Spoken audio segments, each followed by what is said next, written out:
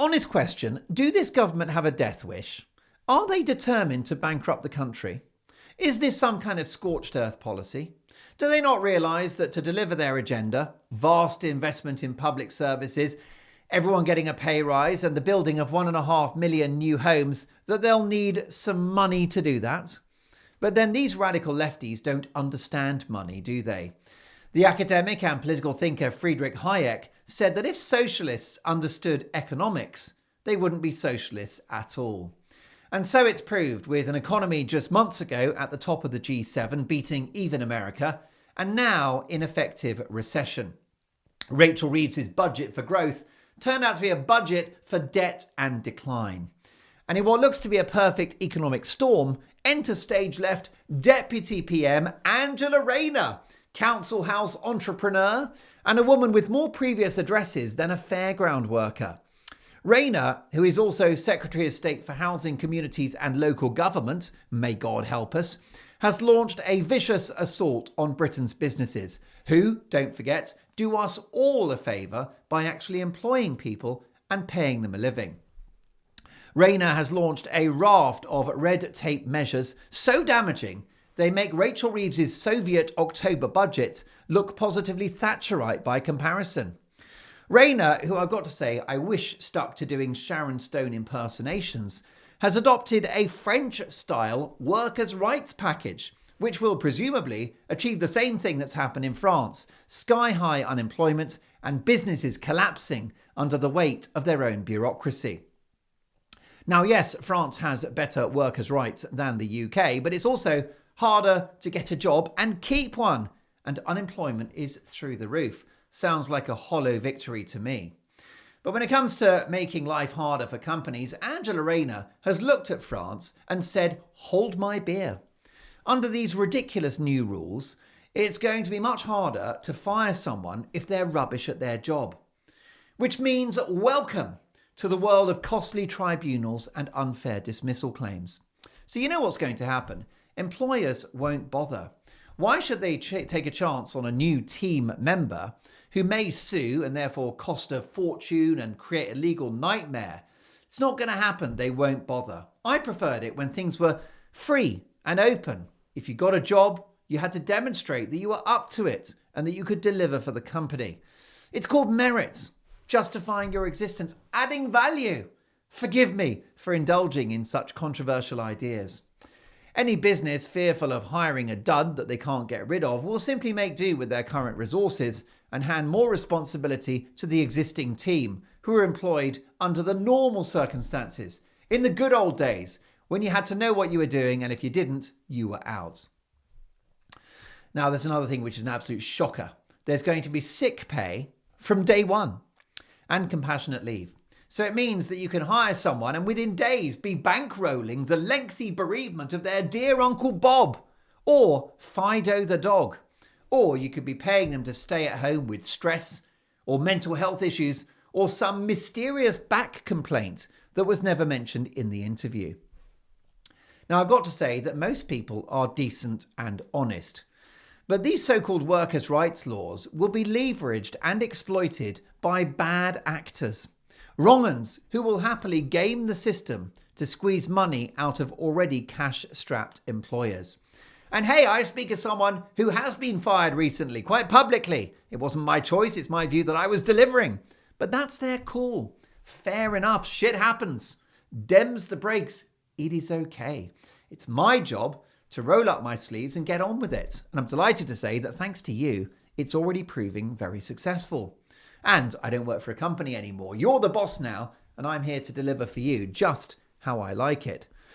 Now, in case you think that I'm scaremongering about these new laws, the Telegraph newspaper report that the boss of Thorley Tavern, an excellent pub group in the southeast, has said that first day employment rights will simply mean that they hire less people.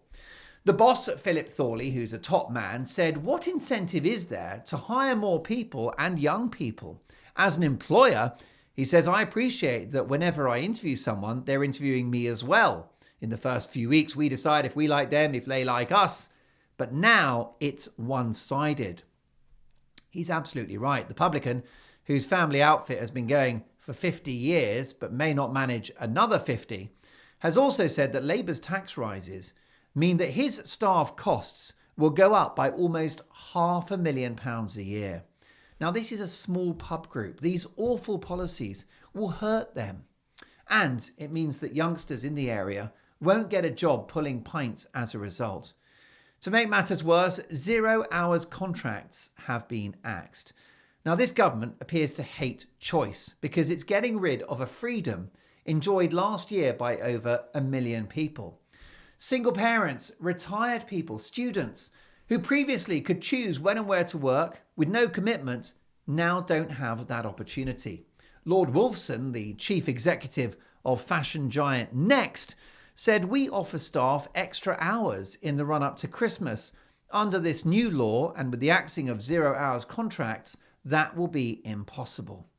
So, less work for ordinary people, and yet Labour are the party of ordinary working folk. Make it make sense. Meanwhile, Angela Rayner's going to hand further power to the trade unions to go on strike, which, by the way, don't forget, even under the Conservatives, the train drivers and the junior doctors were holding the country to ransom. Well, now we've given all of the unions across a whole range of sectors power to absolutely cripple Britain and then some. And then there's the madness of protecting the mental well-being of workers, meaning that if they hear something unpleasant in the workplace, they can sue. It means that if a customer in the pub makes an off-colour joke or says that a bloke in a dress isn't a woman, and a bar staff member hears it and is upset, months of legal action could ensue. Some pubs are thinking of introducing banter bouncers to listen to what customers are saying and chucking people out for thinking or saying the wrong thing or making remarks that stray from the woke government narrative. Let's be honest, saying stop the boats will probably ensure that you never darken the corridors of a pub ever again. Now, the scale of these changes is huge and horrific. It's thought that an extra 9 million staff could have the right to take companies to court for grievances such as unfair dismissal under this new regime. Currently, people must be employed for at least 2 years before they can sue, by which time, hopefully, you've weeded out the losers and the wastrels. Now, unfair dismissal claims are often without merit. They're usually without merit, but that doesn't matter because businesses will still be forced to spend months of time and resources defending these claims, even if there is no case to answer, which makes it likely that companies will settle out of court in order to make the whole problem go away. And that means payouts of thousands for unjustified claims, money that they just don't have. Now, a Whitehall insider told The Telegraph businesses are angry because they don't want to get sued, and they're mystified that the government seems blasé about employment consequences. It comes across, this insider says, as incompetent. Tell me about it. But Rayner's assault on business won't only hurt companies, it will hurt the economy. Because with recruitment and investment down, unemployment will rise, which means that people that might have had a job pulling pints at their local will now be reliant on benefits to survive.